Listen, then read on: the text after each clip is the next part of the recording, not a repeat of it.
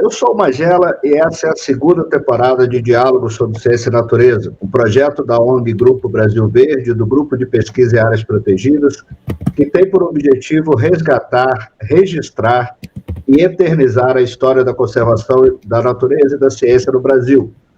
Nosso convidado de hoje é diplomata, foi diretor de Criação e Manejo e coordenador geral de uso público e negócios do ICMBio. É membro da Comissão de Áreas Protegidas da União Internacional para a Conservação da Natureza, presidente do grupo de especialistas da IUCN para trilhas de longo curso, é diretor de áreas protegidas do Ministério do Meio Ambiente e foi criador da trilha Transcarioca, e por isso foi agraciado com o título de cidadão benemérito da cidade do Rio de Janeiro, outorgado pela Câmara Municipal da cidade do Rio de Janeiro em 2015. Recebemos hoje Pedro Menezes. Pedro, seja bem-vindo aí ao nosso projeto, nosso programa.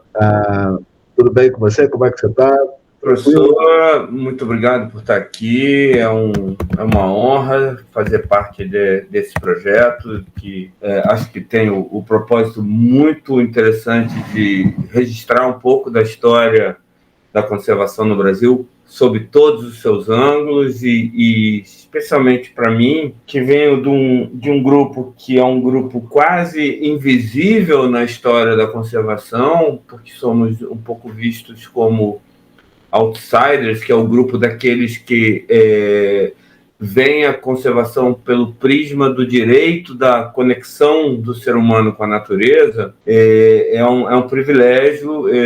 Nós estamos sempre precisando lutar para mostrar que nós também somos um grupo da conservação e que não somos nem preservacionistas nem socioambientalistas. Nós somos uma terceira forma de pensar e de interagir a conservação, mas temos tido muito pouco espaço enquanto grupo para a discussão dos desígnios e futuro da conservação no nosso país. Pedro, como surgiu esse interesse, então, e como você se encaixou nessa terceira via que você acabou de se descrever? Olha, professor, eu sou filho de marinheiro português com Suíça. Então, eu cresci muito ouvindo história de aventura, de exploração do mundo e história de montanha, né? Minha avó contava muitas histórias de montanha e a gente era levado com frequência para uma propriedade na Bocaina, na Serra da Bocaina, contígua ao Parque Nacional da Bocaina, onde a gente tinha que fazer uma trilha de 4 horas para chegar na propriedade. Era uma expedição grande, a cavalo, com mulas, levando tudo. E ficávamos lá normalmente no mês de dezembro, janeiro. Não tinha luz, a comida era forno a lenha e as férias eram completamente imersas na natureza. Então, a natureza foi colocada em mim desde criança. Depois eu fui ser profissionalmente comissário da Varig. Durante alguns anos eu fui comissário da Varig, cerca de uma década, e isso me levava a ter dias de folga em dias diferentes dos meus amigos. Estava todo mundo trabalhando, terça, quarta-feira eu estava de folga. E eu pegava minha bicicleta e ia pedalar, eu sou carioca, comecei a subir a Vista Chinesa, a Floresta Tio, comecei a ver bico de trilha. E como eu já tinha feito a infância andando em trilha, eu não tinha medo, o mato não me inspirava medo. Eu começava a esconder a bicicleta e a explorar as trilhas, e aí não parei nunca mais. O que aconteceu é que a Varig também me dava exposição, numa época em que ninguém viajava, você deve lembrar, viajar era caro, né? Era só elite viajava, mas eu viajava a trabalho e tinha folga no exterior. E eu comecei a viajar parques no exterior. Comecei a dizer, por que os nossos parques não têm estrutura de visitação? Por que na Argentina tem, no Chile tem, na África do Sul tem, na Europa tem, nos Estados Unidos tem, e nos nossos tudo é proibido ou é maltratado? E aquilo começou a me incomodar muito. E me levou a escrever um livro chamado Trilhas do Rio, em que eu mais ou menos dizia isso. Vem cá, por que a gente tem todo esse patrimônio e ele não está aberto à fruição da cidadania? E fui muito mal recebido pela comunidade conservacionista, né? Como alguém que queria abrir para destruir, para invadir, para deixar lixo. E isso me chamou a atenção para, se eu não aprender o que é conservação nos outros sentidos, nunca nós vamos furar essa bolha. E aí eu comecei a estudar o que era corredor, o que era gestão, o que era manejo, o que era combate a incêndio, e acabei sendo convidado, por meio das minhas publicações e provocações, eu fui convidado para ser diretor do Parque Nacional da Tijuca.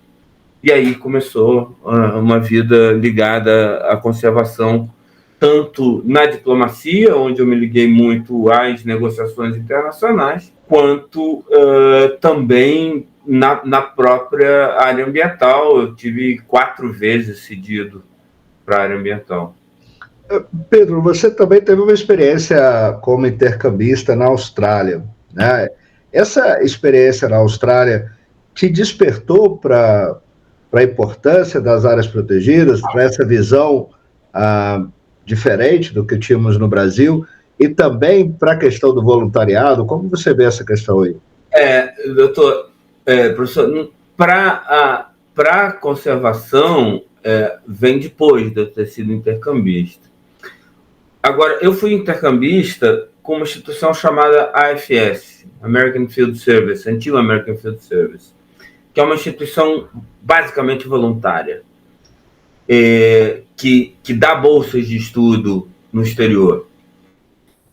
E quando eu voltei, eu me envolvi como voluntário, eu fui presidente nacional do AFS. E isso me ensinou a gerir voluntariado. Me mostrou que essa história que não tem voluntário no Brasil é uma mentira. Me ensinou a fazer a gestão do voluntário, a organização e a utilização. E que foi a base para a gente poder criar a Trilha Transcarioca, a Rede Brasileira de Trilhas, que são instituições basicamente voluntárias e de baixo para cima, mas que só foram possíveis porque eu tive esse período de aprendizagem de mais de 10 anos como voluntário e dirigente do AFS. E acho que isso nos permitiu sair à frente. O primeiro parque do Brasil a ter voluntariado foi o Parque Nacional da Tijuca, quando eu era diretor, por conta dessa experiência pregressa que eu tive no intercâmbio. E por que você acha que o Brasil não adquiriu essa cultura, como outros países, da participação mais ativa no voluntariado? Primeiro porque nós temos uma cultura um pouco diferente da cultura anglo-saxã e da cultura nórdica, em que a gente valoriza muito mais as liberdades individuais do que o coletivo. Não é uma crítica, tem prós e tem contras, né? As duas coisas. As culturas que privilegiam mais o coletivo, nesse modelo de Estado-nação, elas tenderam a se desenvolver economicamente mais rápido, porque elas conseguem fechar consensos com mais facilidade, uma vez que elas passam por cima dos interesses individuais, enquanto a gente valoriza mais as diferenças. E o voluntariado, ele pressupõe um pensamento gregário maior. Agora, eu vejo no Brasil uma mudança muito grande também em direção a gente ter a cultura do voluntariado mais valorizada agora. Ela talvez seja também uma autorreflexão e um avanço de um país que tem uma história de divisão, né? 120 anos atrás, a gente tinha escravidão. Então, é natural que o sujeito esteja pensando mais no problema dele do que no coletivo, até porque o coletivo não pensa nele. Depois a gente teve a Velha República, em que também, primeira eleição da República tem menos eleitores que a última do Império. Então, o cidadão brasileiro, ele durante, eu diria, aí, uns 80% da história do país, ele desconfia daquilo que deve ser o coletivo, cuja principal expressão é o governo. E o governo no Brasil, durante 4/5 da história do Brasil, não foi o governo do coletivo. E o voluntariado é uma expressão do coletivo. À medida que a gente está recuperando a democracia, que a gente está fazendo um governo mais participativo, mais de todos, o voluntariado está crescendo, está ganhando força. Essa sua análise é bem interessante, e você acha que é por conta desse aspecto, dessa visão, que nós temos tanta dificuldade de despertar na sociedade, de modo geral, esse sentimento de pertencimento das nossas áreas protegidas, da nossa natureza, que afinal de contas é o nosso maior patrimônio, que é bem diferente, por exemplo, da Argentina, né, onde as pessoas têm um envolvimento muito grande com esse tema. Como você acha? Professor, o uso do cachê me entorta a boca, né? Eu paguei um preço na minha profissão de diplomata profissional porque mais de 10 anos da minha vida eu tive no Ministério do Meio Ambiente. O que quer dizer isso? Quer dizer que eu escolhi fazer uma carreira que tem um viés ambiental com muita força. E por quê? Porque eu fui muito tocado no espírito pela experiência do contato com a natureza. Então, tem gente que chega à militância porque estudou biologia e raciocina que ela é importante. Tem gente que chegou à área ambiental porque estudou geografia e está fazendo zoneamento do território e está entendendo que é importante você proteger a polinização, você proteger os recursos hídricos. Eu cheguei porque eu fui tocado espiritualmente. Eu sou da turma Conhecer para Conservar. E eu acredito que a grande massa dos países que tem um apoio político na população muito grande é porque tem grande visitação. As pessoas elas se tocam com aquilo, assim como se tocam com um time de futebol. Elas sentem, isso é meu. E isso está muito claro nos Estados Unidos, por exemplo, agora com a proposição dentro do projeto de lei do Trump, do Big Beautiful Law, em que propõe-se privatizar os parques nacionais, que você tem uma composição bipartidária. Então, os republicanos e os democratas brigando contra isso, porque se sentir tocado pela natureza pode tocar tanto o cara da direita quanto o cara da esquerda. Não é político partidário, eu diria que é animal. Se não passar desodorante, vai cheirar mal, professor. Se não cortar a barba, ela cresce. Se não fizer sexo, não tem filho. Nós somos bichos. Se a gente nega o contato com a natureza, a gente está negando o que é a nossa essência. E hoje, 85% da população brasileira é urbana. Qual é o contato com a natureza que elas têm se não é através da área pública? Vai além da conservação dos animais. Vai ao direito da conservação do nosso animal, do animal humano. Como é que eu conservo o uso tradicional da terra, do animal humano, que eu expulsei para uma cidade, se não é por meio de um parque nacional? Como eu quero conservar se eu não promovo a reconexão desse sujeito com o lado animal dele? Nós não somos robô. Mas falta esse entendimento na comunidade ambientalista. Principalmente... Estão olhando para mim, esse cara é maluco. Então, há algum tempo nós tínhamos a ideia, né, de que os parques deviam estar fechados à comunidade, né, assim, muito forte essa perspectiva. E isso dificulta esse entendimento. Quer dizer, como vencer esse desafio que você descreveu de mostrar para esse 80%, 85% da população brasileira que está nos centros urbanos, longe dos ambientes naturais, que é importante preservar essas áreas? Essa visão dos parques fechados, eu tenho uma interpretação muito crítica disso, professor. Nem sei se eu vou deixar depois de eu passar essa entrevista aí, porque eu entendo que a gente teve, dentro do Estado Democrático de Direito, uma ampla discussão que consultou todas as linhas de pensamento da conservação, os preservacionistas, os socioambientalistas, aqueles cujo interesse é o ordenamento do território, para que não fique aquela coisa completamente caótica no desenvolvimento geográfico, o pessoal que quer desfrutar, e aí nós chegamos a uma coisa chamada Lei do Sistema Nacional de Unidade de Conservação, que faz 25 anos, fez 25 anos agora, em julho passado de 2025. E esse pacto democrático, ele resultou o seguinte: você preservacionista está aqui, você tem a reserva biológica e você tem a estação ecológica. Você socioambientalista está aqui, você tem a reserva de desenvolvimento sustentável e você tem a reserva extrativista. Você que está preocupado só em preservar a fauna, está aqui o teu refúgio de vida silvestre.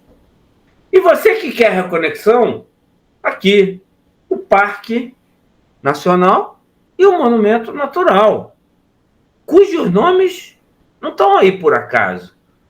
Né? Quem que vai apreciar um monumento natural? Não é a tartaruga, nem a bromélia. É o ser humano que tem o senso de estética. E o nome parque não é igual a parque de diversões, parque infantil à toa. O nome parque vem de onde? Vem dos parques urbanos da Inglaterra, desenvolvidos no bojo da Revolução Industrial, para promover a reconexão e a recreação das massas que foram expulsas do campo para poder trabalhar nas fábricas. Não é um nome que caiu de paraquedas. E aí você pegou essa lei e você deu para uma instituição, então, IBAMA, que era uma instituição basicamente de preservacionistas. E o que a instituição fez? Não valeu. Não valeu. Você acha que está criando um parque? Você vai ver o que eu vou fazer com o teu parque. Eu vou pegar aqui um instrumento infralegal chamado plano de manejo e outro instrumento infralegal chamado zoneamento e eu vou transformar o seu parque numa reserva biológica. E o resultado está aqui. Houve uma quebra do Pacto Democrático, gerando uma revolta silenciosa da população, que não acaba com a demanda. A demanda está posta aí, as motocicletas destruindo o Parque do Gandarela, os legendários subindo de forma desordenada e destruindo o topo de montanha, os ciclistas tendo suas bicicletas apreendidas e as pessoas gastando dinheiro para fazer o caminho de Santiago da Espanha, em vez de fazer no Brasil. Então, eu atribuo a uma falta de compromisso democrático de instituições de Estado, que não acontece só na área ambiental, mas a instituição de Estado muitas vezes se arroga o direito de passar por cima da lei, interpretando ela a seu bel prazer. Eu acho que é o que aconteceu.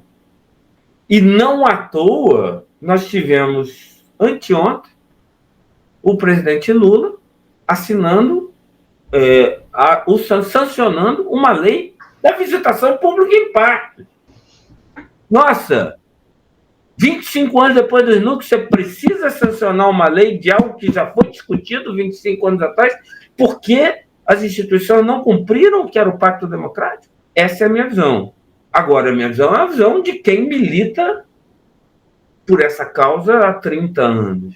Então, Pedro, dentro dessa perspectiva que você traçou para a gente, você acha que é um pouco injusto a crítica de que o modelo de áreas protegidas no Brasil é um modelo essencialmente baseado na origem norte-americana também?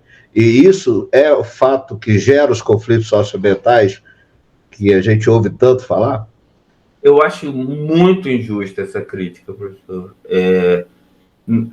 O nosso modelo ele tem muitas resex, ele tem muitas APAs, ele tem muitas unidades que permitem a moradia dentro. Os parques nacionais e estaduais e municipais, eles cobrem menos de 14% da nossa área protegida, professor. Esse discurso, essa tese, ela não encontra respaldo nos números. Basta abrir o Cadastro Nacional de Unidade de Conservação que o senhor vai ver que menos de 14% são protegidos.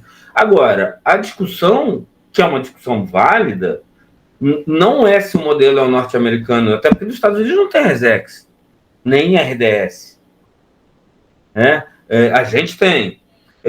A discussão não é essa, a discussão é: nós queremos um percentual do território que seja de todos ou não?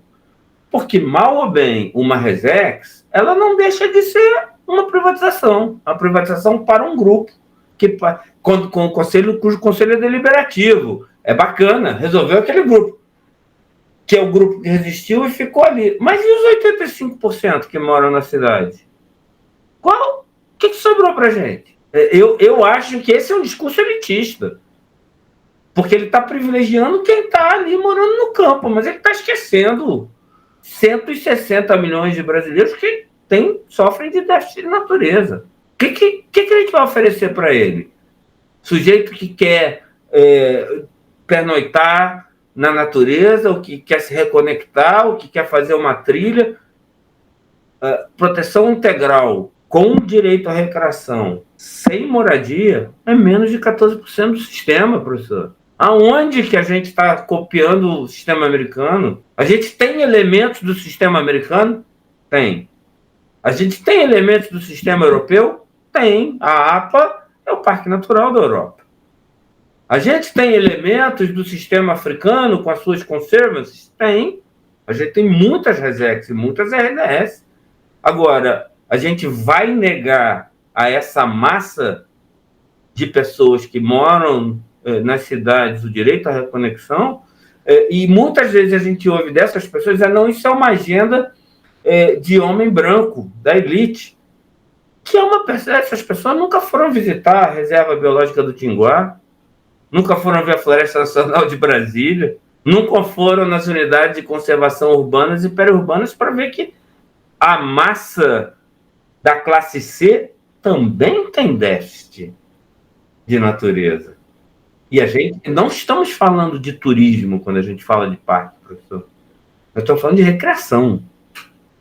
Turismo, às vezes, é um subproduto da recreação quando você precisa viajar para fazer a recreação. Mas você ter um parque em que permite a reconectividade com a natureza próximo dos grandes centros, no meu entendimento da leitura da lei, não é uma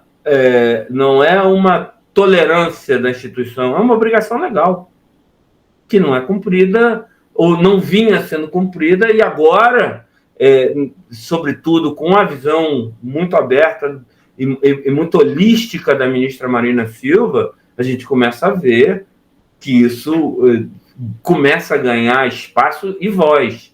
E, por outro lado, você tem a Rede Brasileira de Trilhas, que quem está acompanhando consegue ver que a Rede Brasileira de Trilhas não é só um grupo de pessoas fazendo trilha, ela é um movimento político que permite chegar no Ministério dizendo: eu tenho direito, que quer ser ouvida como voz, e que não é, digamos assim, sectária, porque tem o caminho da fé, que é um caminho de gente que faz por razões espirituais, mas tem também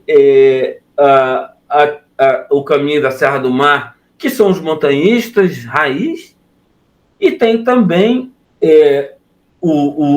trilhas no Parque Nacional da Tijuca, que são pessoas que vão passear e admirar a natureza, mas tem também uma trilha como a trilha de mountain bike de Lorena, que é o esportista, o cara que é o equipamento do esporte. Então, o que a gente está fazendo? Estamos juntando todas as tribos para dizer: olha, vocês estão de voz, porque a gente está sem voz. Nós estamos sem natureza, porque a gente não tem voz. Não adianta chorar, isso é uma democracia. Democracia pressupõe militância, pressupõe voto. Se você só chora, não se organiza e não coloca as suas ideias e as suas demandas de forma estruturada, você vai perder. Não adianta chorar. O mundo não é justo. O mundo é uma correlação de esforço. E Pedro, como você vê essa outra crítica também, que as áreas de uso sustentável não têm o mesmo resultado em termos de conservação em relação às de proteção integral? É muito comum, principalmente exatamente esse público que você falou, né, que nunca foi nas áreas, nunca visitou, ter essa perspectiva. Você acha que isso é verdade ou não?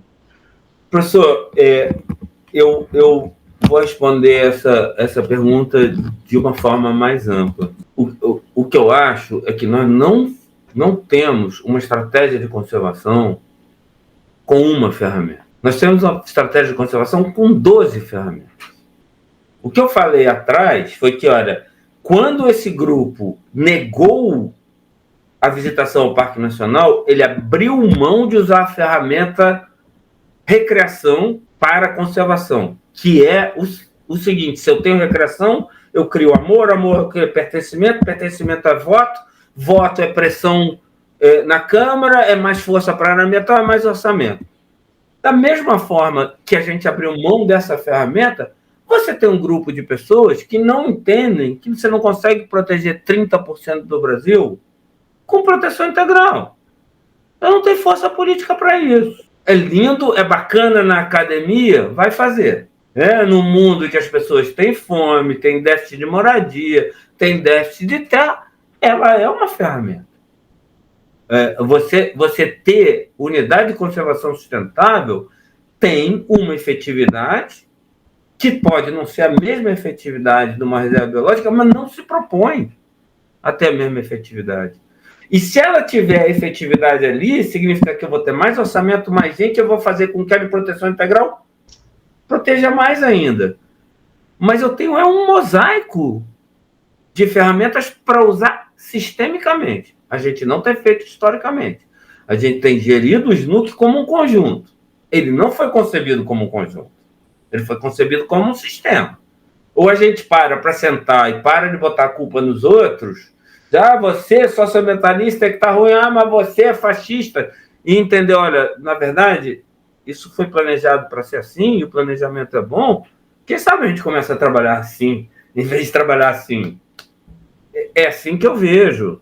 Portanto, não é que a crítica é injusta, a crítica é fora de contexto. Porque eu não quero um sistema todo igual. E até porque ele é impossível. Como tem gente que diz, a APA não serve para nada. Então, como é que eu ordeno o território se eu não tenho uma APA? Ou você vai tirar todo mundo que mora, por exemplo, na APA de Pouso Alto? Não é melhor ter um monte de chácara organizado, com certo controle sobre o cercamento, a abertura, a pavimentação de estrada, o recurso hídrico, do que não ter nada?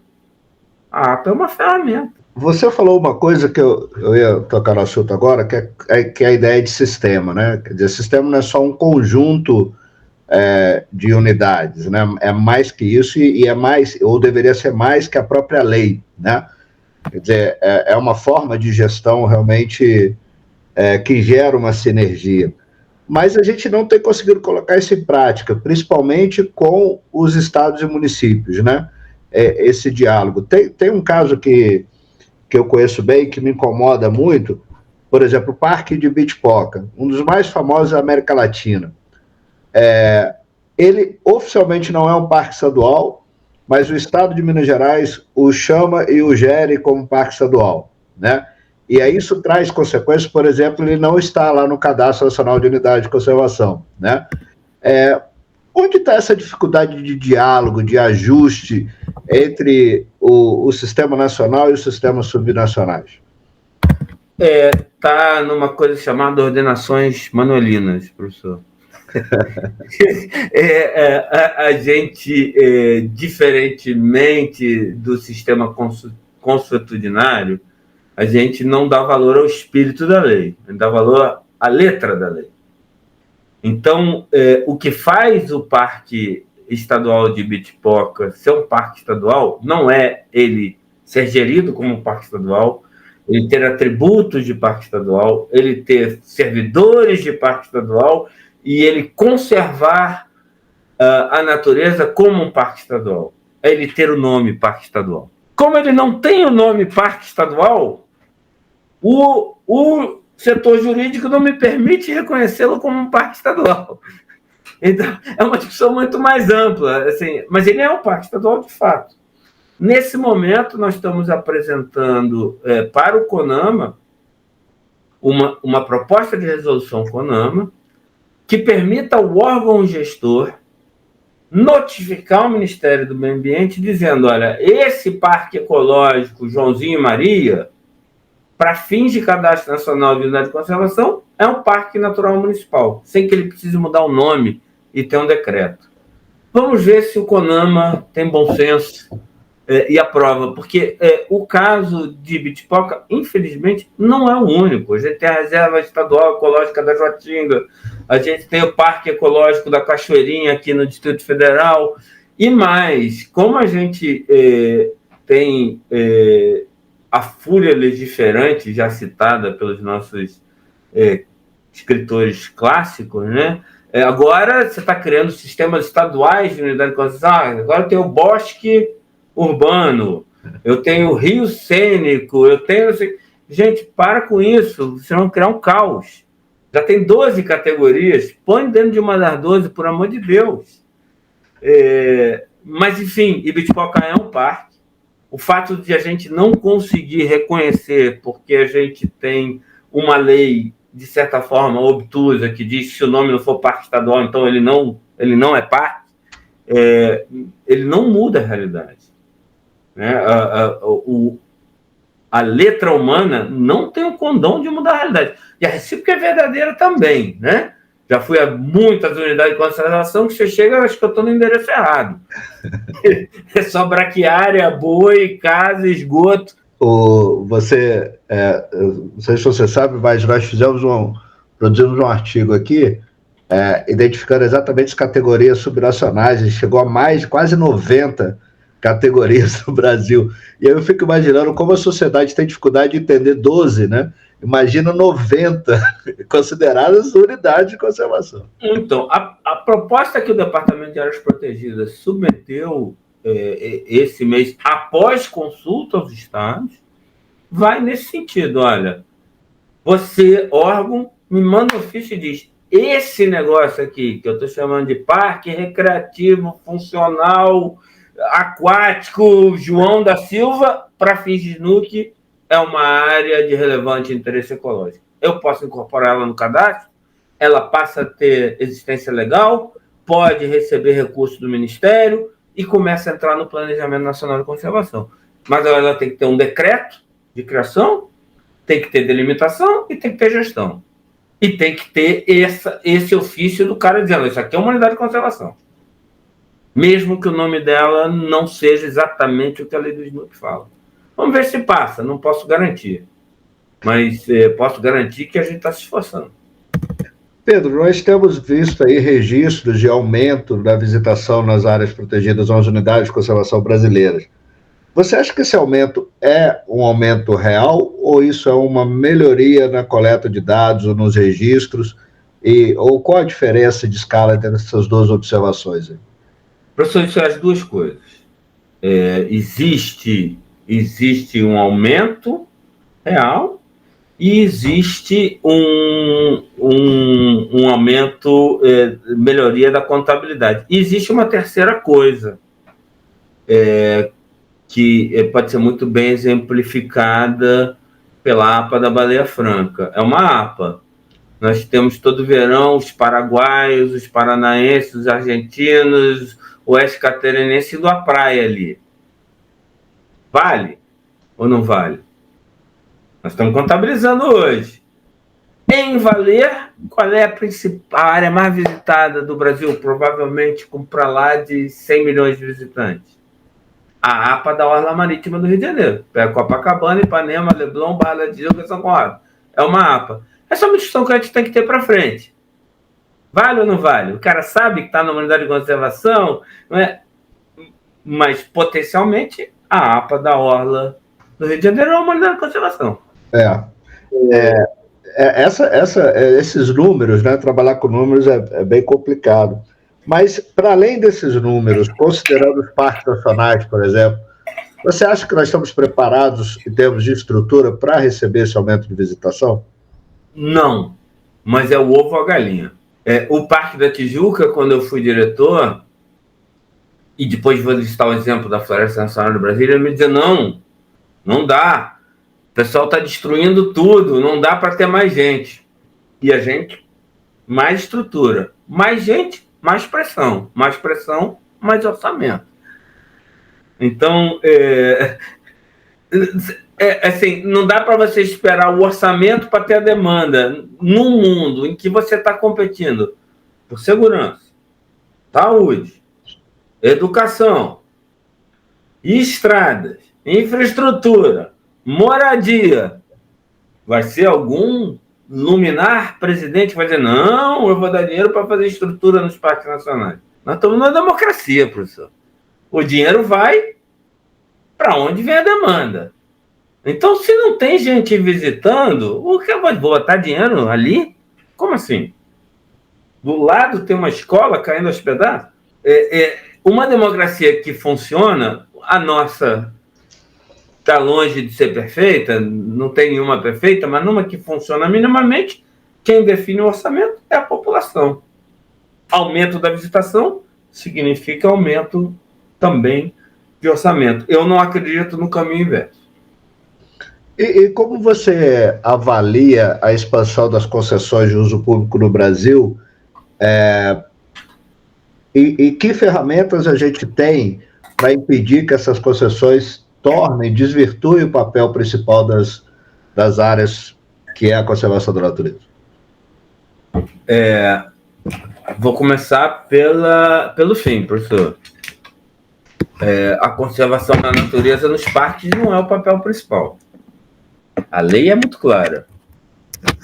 É a conservação, mas também a recreação em contato com a natureza.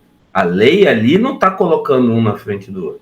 E esse tem sido um dos problemas. Uma das coisas que mais me incomodou foi quando eu vi um gestor de unidade de conservação dando uma entrevista dizendo a concessão é ótima porque agora eu vou poder cuidar da atividade fim. E eu peguei o telefone e falei, como assim? A visitação não é sua atividade fim? Então saia do parque, vai para uma reserva biológica. Então, voltando lá à sua primeira pergunta, isso para mim é uma reprodução daquele discurso de quem não entendeu o que é o sistema. Porque a recreação em contato com a natureza é objetivo.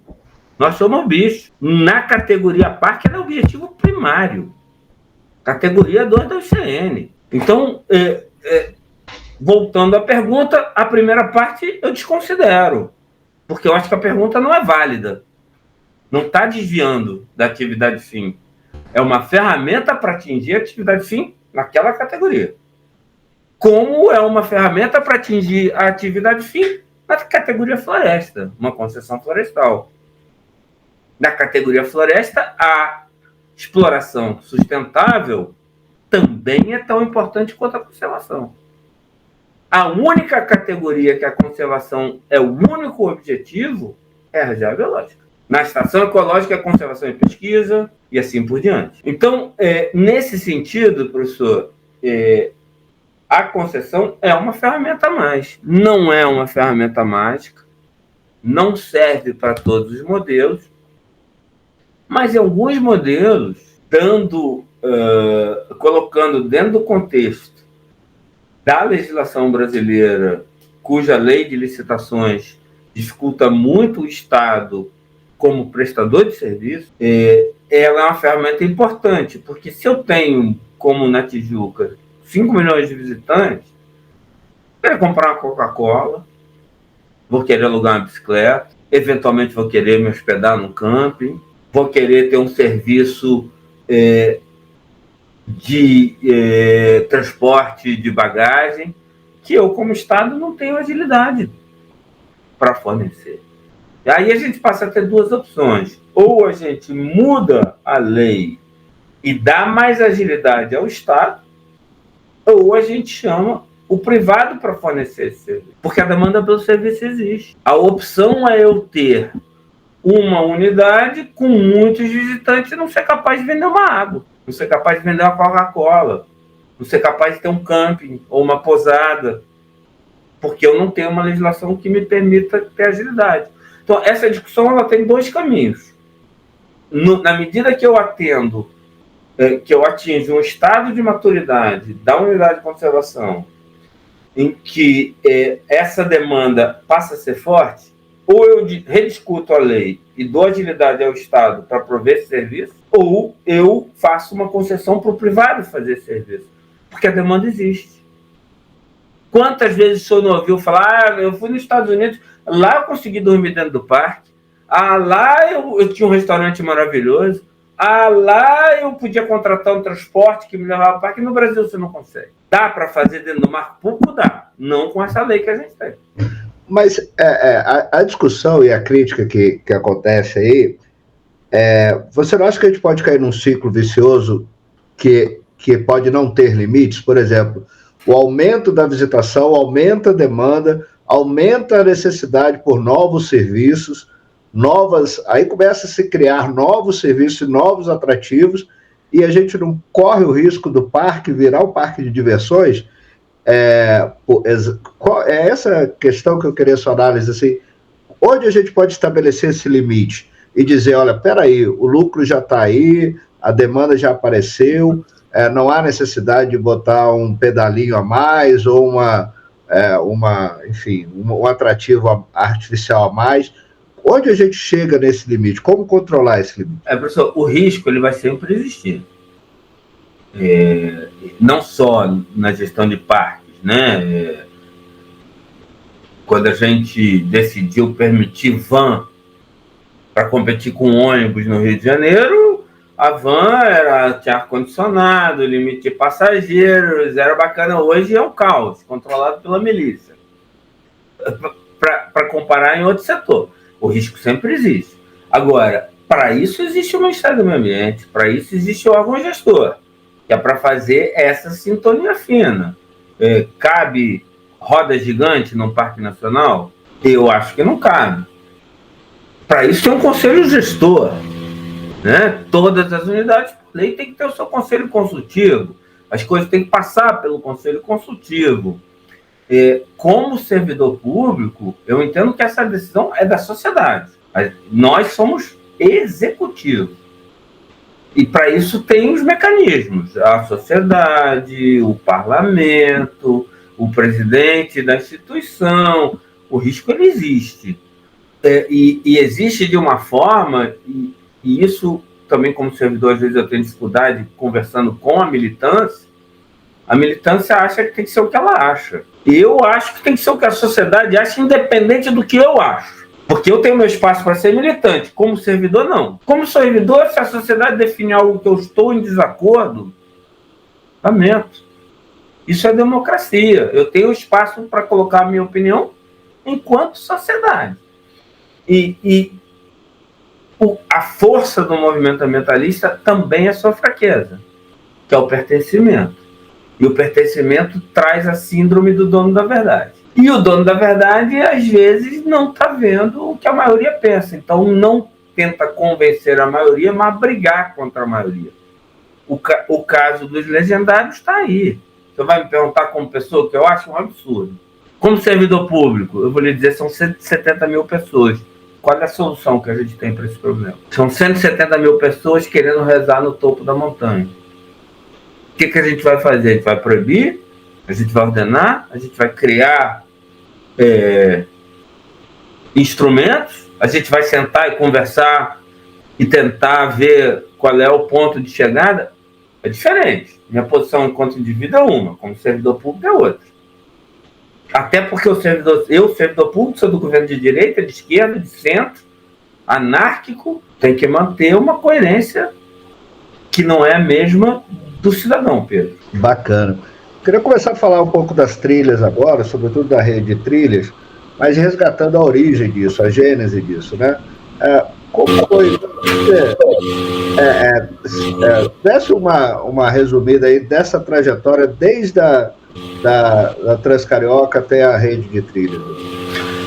Professor, a rede de trilhas ela começa a ser pensada na década de 90.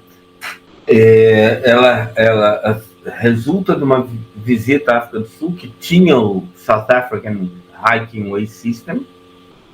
Ela é pensada inicialmente como um sistema, e aí, garoto de menos de 30 anos pensando isso, muito grande, né?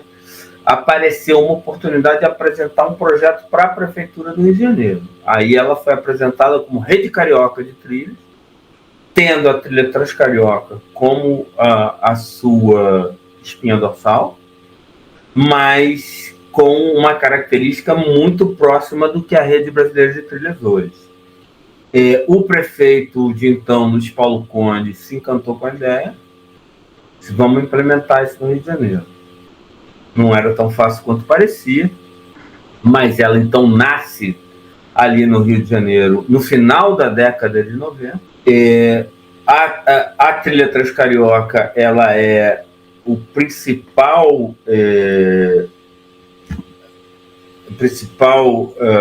infraestrutura que dá visibilidade. Ela já é pensada para formar uma espinha dorsal em toda a Mata Atlântica. Ela foi criada praticamente junto com o decreto de criação do corredor da Mata Atlântica. Então, ela é pensada já para estar colocada de uma forma que ela pudesse expandir ao norte, conectando com a travessia Petrópolis-Teresópolis e com a Estrada Real, e ao sul descendo para Ilha Grande e etc., já pensando em ser um corredor ecológico. O sucesso dela faz com que muita gente nos procure no ICMBio.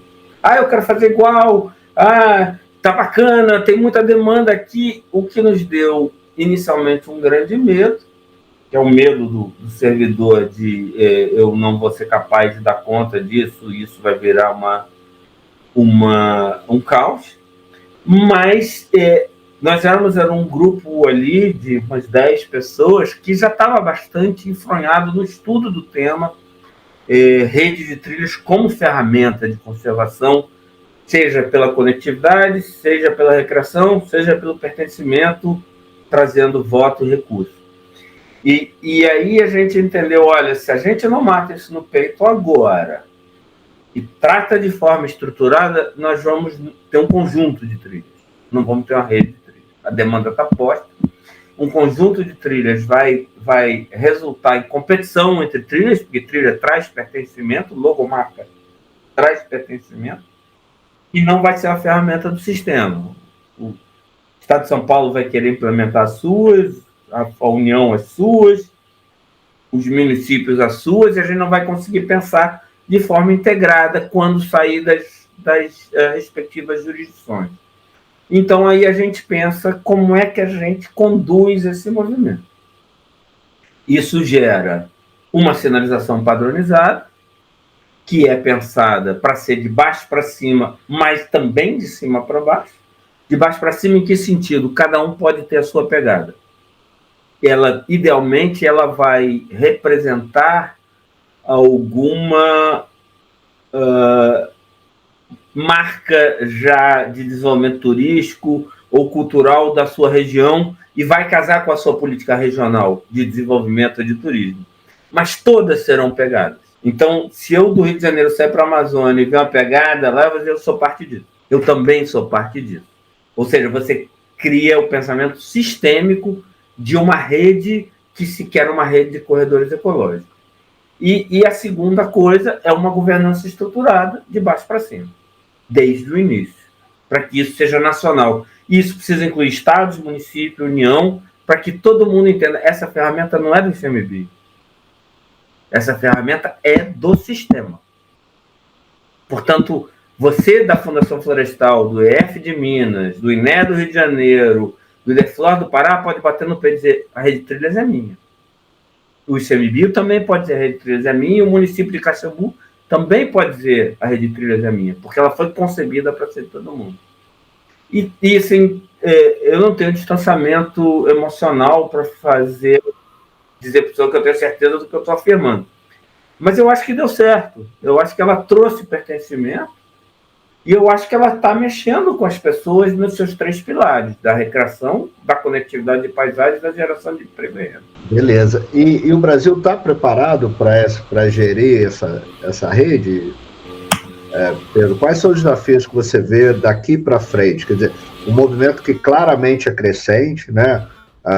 Isso é visível, por exemplo, no Congresso de Trilhas, que, né, eu fui em Niterói, maravilhoso, muita gente e tal.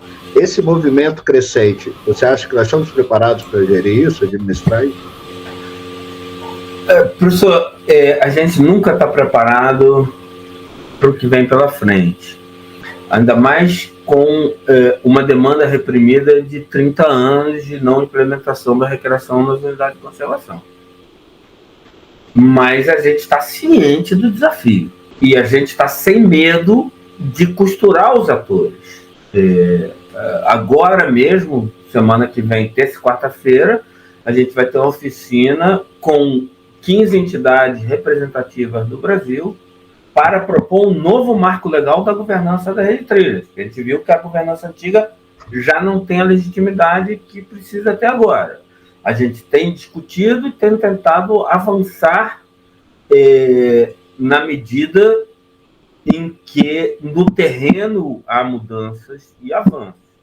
A gente não tem medo de adaptar o pensado à realidade do terreno, e a gente tem uma abertura muito grande para explicar como a gente chegou aqui, porque cada novo agente chega, não, mas eu acho que devia ser assim, ou eu acho que devia ser assado. Ter a paciência de sentar, olha, se chegou até aqui, não foi nenhum gênio da raça. Qual foi o processo que nos levou a definir que precisa uma sinalização padronizada? Foi algum gênio que disse, eu quero pegadas amarelas e pretas, e todo mundo bateu palma como se fosse Jesus? Não foi. É um processo de 10 anos. Qual é a sinalização que o Brasil precisa? Precisa ser padronizada ou não precisa ser padronizada? O que os outros países fazem? Onde acertaram? Onde erraram? O que aconteceu com quem fez sinalização padronizada? O que aconteceu com quem não fez sinalização padronizada? Ok, padronizada deu mais certo. O que o pessoal da sinalização padronizada conta da história deles? O que eles sugerem que eles fizeram errado? O nosso grande benefício de estar tão atrasado é que a gente pôde aprender com os erros dos outros. E a gente teve a humildade de viajar, de ir a congresso, de coletar informação para aprender com os erros dos outros. E a gente está ganhando todos os prêmios. Nós ganhamos o Prêmio Nacional de Turismo, nós ganhamos o American Trails Award, a gente ganhou o Prêmio Brastoa, a gente ganhou o Prêmio Muriqui, a gente ganhou o Mosquetão de Ouro.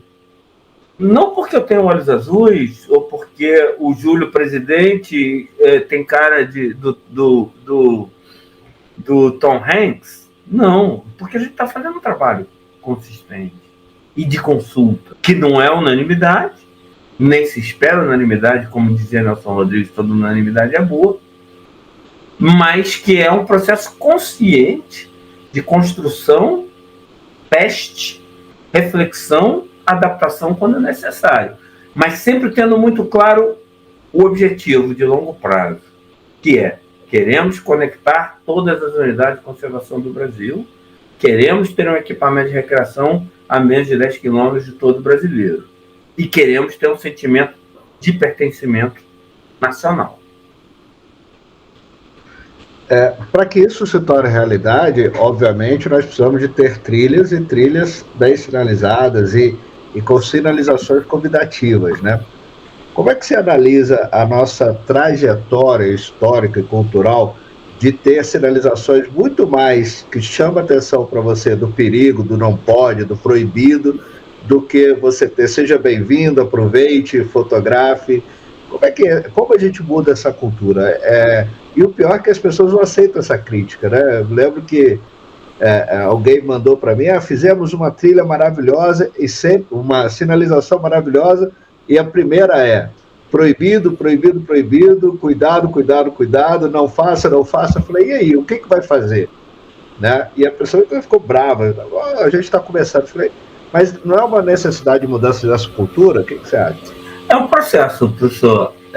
Mudança de cultura, o senhor e eu não vamos mudar mais, né?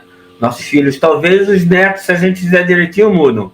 Eu estou completamente de acordo com o diagnóstico, e a gente trabalha para mudar o diagnóstico. Se eu for ver o manual de trilhas oficial do Brasil, que é aquele que todas as trilhas que querem ser reconhecidas pela Rede Trilhas têm que seguir, ele é propositivo, ele não é prescritivo.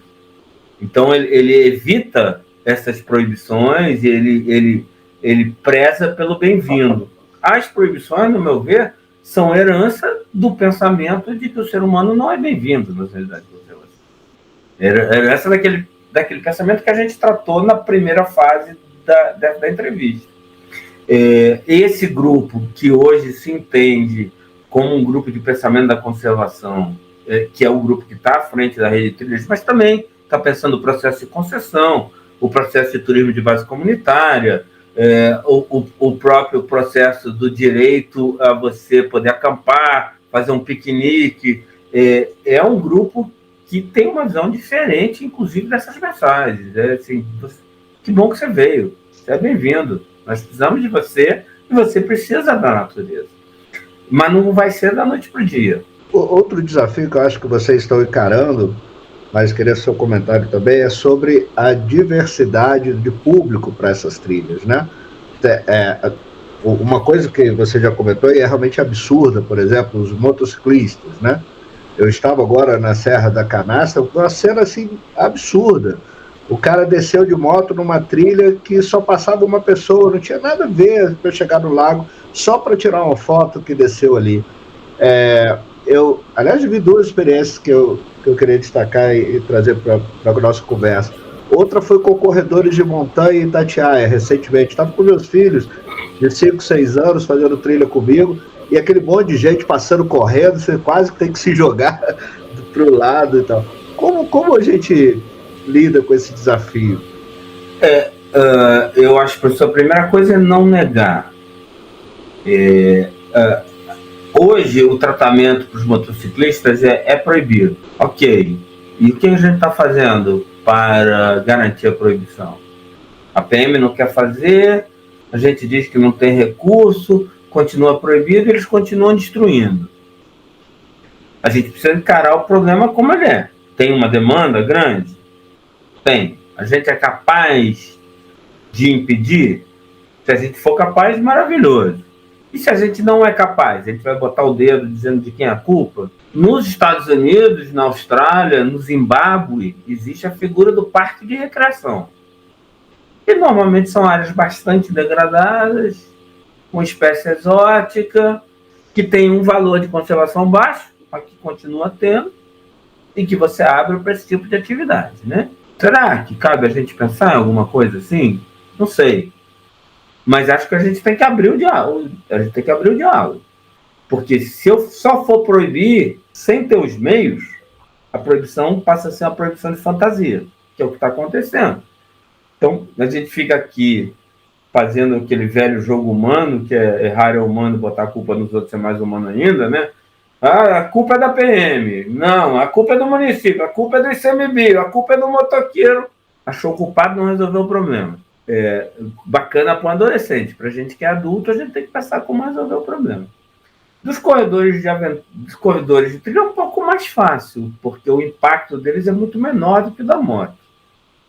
Hoje a gente já tem conhecimento e capacidade institucional no nível federal, estaduais, para regrar, autorizar, fiscalizar e pedir contrapartida. Então, hoje o cara vai fazer uma corrida de aventura e às vezes você pede para ele, eu quero um computador ou eu quero um carro. Por que você não pede, eu quero a manutenção da trilha? Faz a manutenção da ferramenta que você está usando. Faz a sinalização, tem aquela área ali super erodida, super degradada. Você faz a trilha, mas você vai me recuperar aquela área. Tem caminhos. Até porque é um público que tá lá porque ama aquilo, né? Me interessa alienar aquele público ou me interessa fazer com que aquele público queira mais e mais e mais? Nós temos uma malha de trilhas hoje manejada menor do que a de Luxemburgo. Luxemburgo é menor que o Distrito Federal. Então, grande parte do problema que a gente tem é uma demanda enorme sobre uma oferta mínima. E a gente fica disputando a oferta mínima em vez de dizer, vem cá, e esse é um dos propósitos da ideia, vamos sentar todos aqui, por que o Brasil tem essa oferta tão pequena? Por que eu pego meu carro e vou dirigir no interior de São Paulo às 5h30 da tarde e eu vejo um monte de gente caminhando com a roupa mais cara, o tênis mais caro, no asfalto? Tenho. Ou eu tenho porque eu acho que tenho. Mas o que a lei brasileira diz que eu tenho mais direito que ele? Ou eu tenho mais direito que o corredor de aventura? Ele também deve achar que tem mais direito que eu. Talvez se a gente gerisse os nossos parques melhor, teria espaço para todo mundo. Tem nos Estados Unidos, tem na Europa, tem na África do Sul, tem na Argentina. Dá para ter no Brasil também. Pedro, quando a gente fala em trilha, muitas vezes se associa só ao uso direto dela, né? Como recreação, turismo, visitação, etc. Mas ela também, principalmente as de longo curso, tem um papel importante na conexão de áreas, né? Conexão e garantir o fluxo gênico de biodiversidade. Ela é uma estratégia, por exemplo, para a gente pensar esse momento de mudanças climáticas em que os padrões, por exemplo, de distribuição de espécies estão se alterando e a gente não pode simplesmente mudar as áreas das unidades de conservação? Professor, a Appalachian Trail, ela foi a primeira onde se observou que as trilhas de longo curso têm papel de conectividade de paisagem. Mas a Rede Brasileira de Trilhas foi a primeira a colocar isso de uma forma conceitual e legal. Ou seja, no Brasil, a gente quer usar isso como ferramenta. Nos Estados Unidos, a ferramenta foi consequência de uma estratégia de recreação. Para a gente, é uma estratégia de conectividade. O Caminho dos Veadeiros, por exemplo, ele está planejado para proteger a rota de migração entre a APA do Planalto Central e o Parque Nacional de Chapada dos Veadeiros, seguindo um estudo do biólogo Samuel Schweider. Ela não vai ser panaceia, não vai resolver todos os problemas, mas ela é uma ferramenta eficiente de conectividade de paisagem.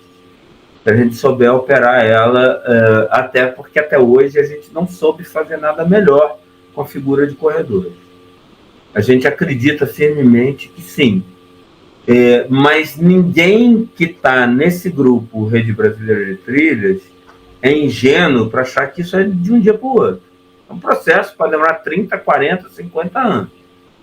E que tem diferentes velocidades, né? Tem uma velocidade de estruturação, até que no momento que você começa a conectar, ele começa a avançar muito mais rápido.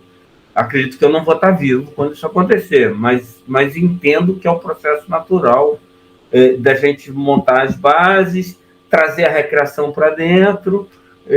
A recreação passa a ser uma ferramenta de competitividade pelo uso do solo, né, pela retirada de cerca, pela manutenção de um corredor florestado e também uma ferramenta de conectividade. Se eu caminhei 20 quilômetros em trilha, depois caminhei 4 em asfalto, depois mais 6 em trilha, eu falei, vem cá, e esses 4 aí? O que você do governo vai fazer? Por que eu estou caminhando no asfalto aqui? Se vira, meu amigo.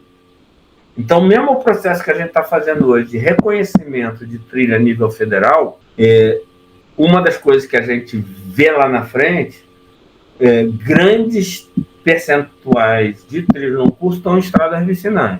Então, amanhã, se vem um pedido de licenciamento para asfaltar a estrada, a nossa visão é que a compensação ambiental da autorização desse asfaltamento, você vai botar esse traçado em condições melhores de conectividade.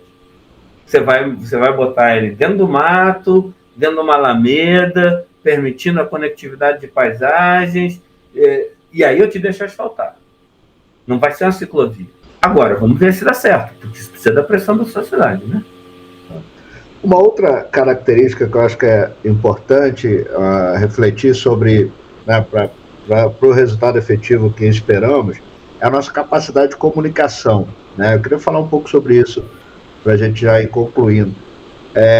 Você acha que nós, aí de modo geral, ambientalistas, tivemos uma dificuldade de conversar, de dialogar com a sociedade para demonstrar a importância da conservação das áreas protegidas, e isso nos fez chegar nesse cenário hoje completamente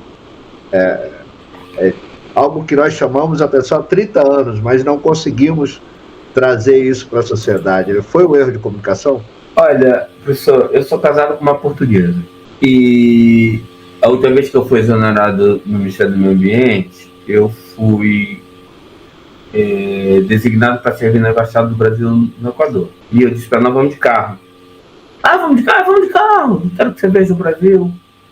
E aí nós saímos em Brasília, Mato Grosso do Norte, Rondônia, soja. Ela virou para mim, mas um louco. Achas que vão ganhar deste agronegócio na briga? Deixa ser um romance. O que estão à espera de chamar essa gente para conversar? O que vocês têm a dar para eles? Coberta de razão.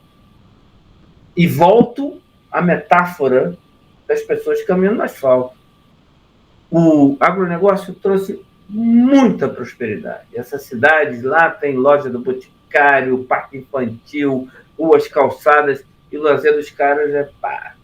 Mas eles gostam de pescar, eles gostam de pedalar, eles estão pedalando no asfalto. E a gente está proibindo eles de pescar. Será que ele não consegue ter uma política que, se eu ganho o coração e mente desse cara, ele começa a entender a importância disso também? É muito menos uma comunicação de televisão, de rádio, muito mais saber se colocar na posição do outro, que é a essência da minha outra profissão, a diplomacia. A diplomacia, ela é a capacidade de fechar acordo do Estado que não é mais forte. O mais forte vai lá e passa por cima. Mas se eu sou Estado igual ou um pouco mais fraco, assim, me colocar no lugar do outro. O que você quer? O que eu posso dar para você? A gente precisa se colocar na posição do outro. Porque a verdade é essa. A gente vai ganhar na marra sem discutir? O que a gente pode dar, além da polinização, além da preservação hídrica, para essa multidão? Tanto para quem está na cidade, quanto para quem está no campo, é a recreação.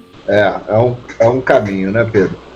Pedro, quero te agradecer muito aí sua gentileza, sua atenção de estar conosco, já mais de uma hora conversando aqui, trazer a sua experiência, é muito importante, muito inspiradora, né? Você conseguir conciliar a sua formação de diplomata, isso é muito claro na sua postura, no seu diálogo, né? Que é trazer essa conciliação que eu acho que nós precisamos, né? Romper. Muitas vezes nós ficamos discutindo entre nós por um objetivo comum e isso não leva ninguém a lugar nenhum, né? Então nós precisamos avançar de fato nessa diplomacia e você tem sido uma inspiração para a gente nesse aspecto, chamando a atenção de fato, né, da importância do diálogo, né, de entender os diferentes interesses, né, para que a gente consiga de fato cumprir a meta de ter 30% do território brasileiro protegido, que eu acho que é o nosso grande desafio, né? Então, Pedro, obrigado. Fica aí para você. Professor, quem agradece sou eu, ao senhor, aos seus espectadores. Eu tenho uma admiração muito grande por esse trabalho que você desenvolve há muito tempo. Sou seu fã e espero que o senhor, enquanto professor, esteja plantando essa sementinha em muitas cabeças, que ela precisa germinar e virar uma floresta de pensadores também. Porque a militância ela é muito boa, mas se ela não tem também um viés do bom senso e da capacidade de se colocar no lugar do outro, ela vira só instrumento de combate, mas não instrumento de construção. E o senhor é um construtor nesse sentido. Eu queria lhe dar os parabéns e dizer que é uma honra estar aqui sendo entrevistado pelo senhor e desejar que continue fazendo essa série durante muitos e muitos anos, porque ela é muito inspiradora. Bacana, Pedro, muito obrigado. Pessoal, esse foi mais um Diálogo sobre Ciência e Natureza. Na semana que vem recebemos mais um convidado ou convidado. Um abraço, até mais. Boa noite.